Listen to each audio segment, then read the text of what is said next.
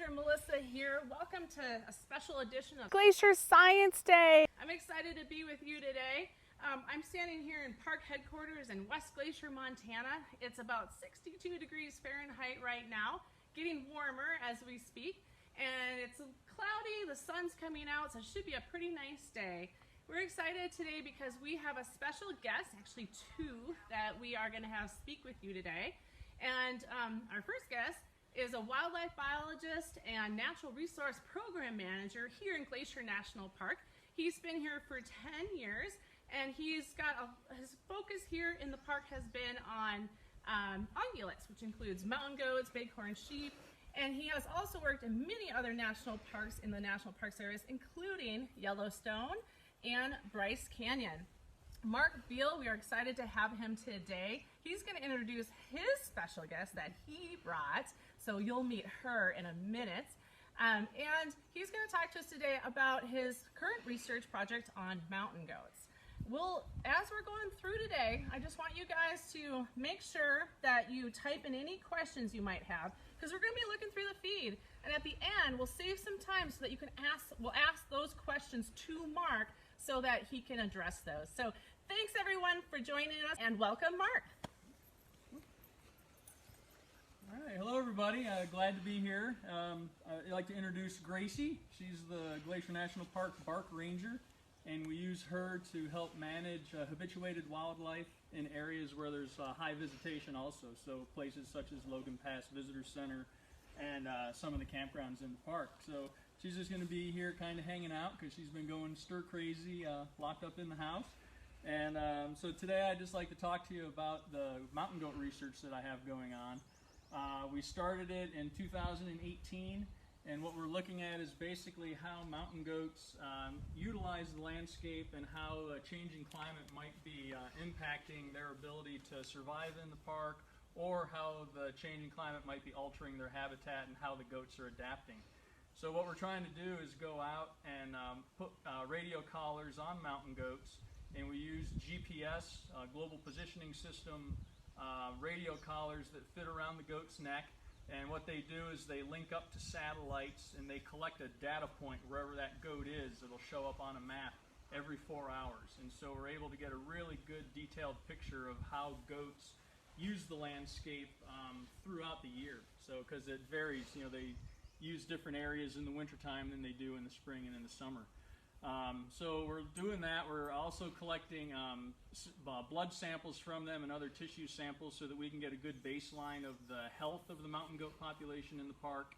And then also the radio collars also help us tell not only survivorship of kids, you know, with the baby goats in the population, but it also tells us, like, if a radio collar goat were to die, we could go investigate that location where the goat died, and then we can find out if it died from a predation as a result of a grizzly bear, or what we've been finding this year, we had 2 mortalities over the winter, is that mountain goats, where they live, you know, it's very steep country and a lot of snow, and we had 2 mountain goats die in avalanches over the course of the winter this year. So we went and picked up those radio collars and were able to document, you know, not only what's causing the population to grow, but also what's causing the population to kind of, you know, decline, so it kind of evens out over time. If you'd like, I can kind of show you some collars here. I'll step out and jump back in. What I have here are 2 different kinds of radio collars that we typically use. This one right here, the smaller one, is what we call a VHF radio collar, which stands for very high frequency. It goes around the goat's neck, and this little barrel kind of on the bottom right here that has all the electronic components will hang below the goat's neck. The radio collar will stick up with the little antenna, and with this radio collar we do not get satellite uplinks. With this radio collar, the only time we get a point location on it is when we're actually out in the field and we have this cool looking radio antenna that you can plug the frequency in, and you can actually track your way to find either the goat, or if it's a dropped collar that, you know, fell off the goat's neck, we can find it then also. So these are fairly inexpensive. They're very lightweight, but they kind of give you limited data. So the only time, like I said, you get a point location for it is when you're actually out there. This is the GPS collar. Again, same thing, it fits around the goat's neck. On the bottom is the components that also has VHF capability, but the little box on top, which is a little smaller, is the part that actually links up to the satellites that are orbiting the Earth. With this, again, you can go out and you can find the goat using the radio antenna, but the nice thing about this is that in the middle of the winter or in the spring, if I want to know where the goats are, I can log onto my work computer, pull up the site for the radio collars, and I can actually, in the dead of winter, I can log on and find out where all the radio collared goats are. So it's very good information. And like I said, we get a point location every 4 hours, so we get a lot of information from a collar like this. It's not significantly heavier than that little VHF collar because the technology is progressing and everything's getting smaller. So one thing we do is, you notice this little box on the side is this little black box, and that'll go on there, and we can program that little black box at a certain date and time in the future, that whenever that date and time happens, the mechanism inside will release, the collar will break, and it'll fall to the ground, and that way we don't have mountain goats walking around with dead radio collars around their neck that are useless. So it's good for the resources, good for the goats, and then we're still able to go in and find the collar, pick it up, and we can get those refurbished. Yeah, I don't know what else. Well, we do have some questions that have come in. Can I ask you some of those, Mark? You bet, ask away. All right, okay. One question is, did the animals in the park change their behavior at all during the closure? So for this year, anytime that we see fewer people in an area, we do tend to see more wildlife.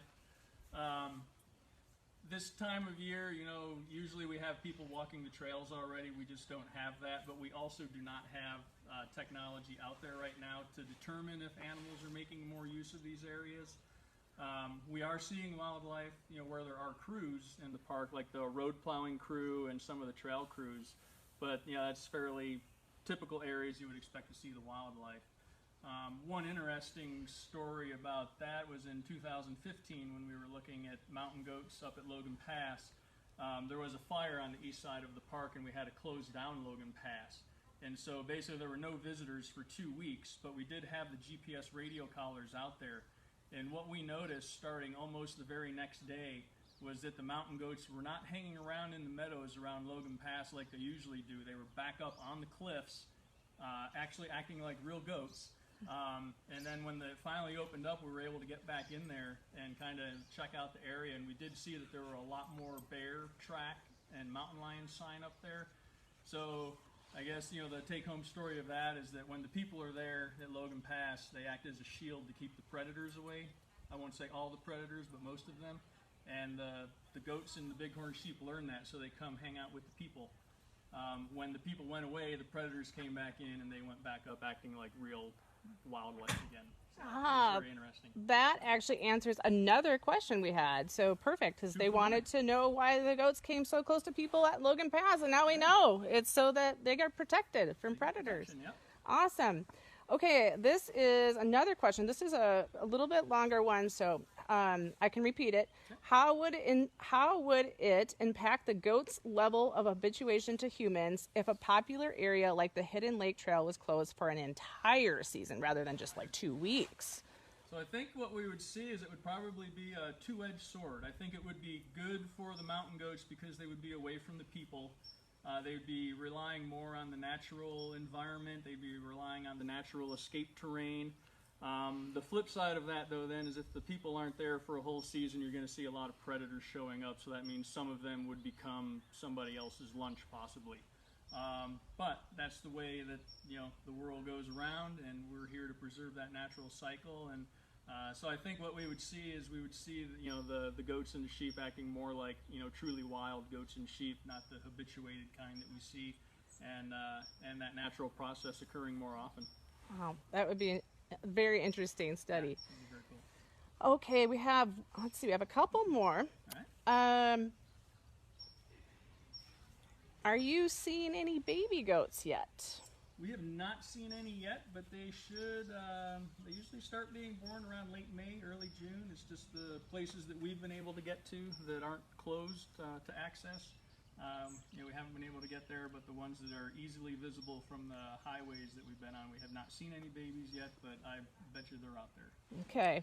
And also, this is how well adapted are the goats to the summer heat? And as it's getting warmer at higher elevations, have you noticed any problems with that? Yeah, so it is getting warmer, definitely. In Glacier National Park, we're definitely seeing glaciers recede, but what we're finding is that the goats really don't rely too much on the glaciers to survive. What they really rely on are these little remnant ice patches or snowfields, and we recently published a paper on how the goats use that. We would actually send people out there and they would count respiration, the breathing rate of the mountain goats, and they would find that on a hot day, like for a mountain goat today would probably consider a fairly hot day in the mid-60s. The respiration rate increases just like you would see in your pet dog or pet cat. That's how they control their body temperature, by panting. When the goat was in the sunshine, a very high respiration rate. When the goat would go onto the snowfield, where it was probably about 10 degrees cooler, up to 10 degrees cooler it could be on one of those little snow patches, their respiration rate would drop by 15%. There would be less ear twitching, which is also an energy expenditure to keep the flies away, because another added benefit of those snow fields is fewer bugs.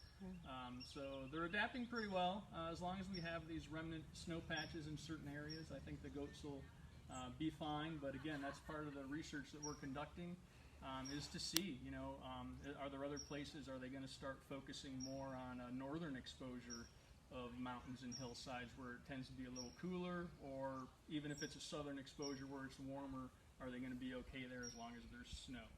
So that's another thing that we're hoping to find out. But for now, it appears like they're doing all right, and they've learned to use the natural environment to their benefit. That's really interesting. And we have one more question, but it's actually not for you, Mark. Oh, okay. It's for Gracie. Oh, Can she step up here, please? We have a question for you. Yeah, Gracie, we have a question for you. Hey, someone in the audience wants to know, what's your favorite treat? She said, I like the little sausage meat looking thing. Awesome. Well, thank you, Mark and Gracie, so much for being with us here today. Mm-hmm. I will thank everyone out there also for joining us. Hey, this summer we're going to do some more of these live broadcasts with some of our amazing researchers and scientists in the park and our partners that we work with. We sure hope that you enjoyed this and tune in next time, and we'll let you know when they'll be happening. So thanks, everyone. Have a great day.